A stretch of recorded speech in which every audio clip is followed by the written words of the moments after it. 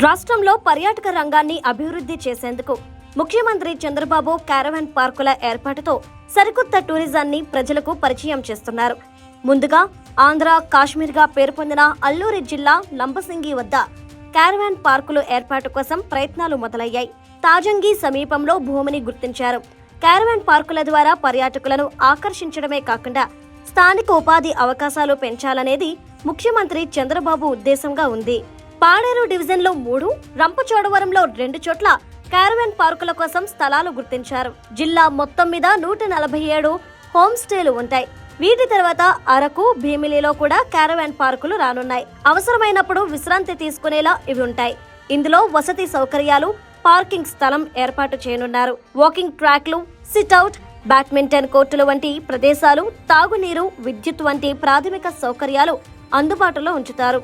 అడవులలోని సుందరమైన ప్రదేశాలు, ప్రాంతాలకు సమీపంలో ఈ క్యారవాన్ పార్కులను అభివృద్ధి చేస్తారు.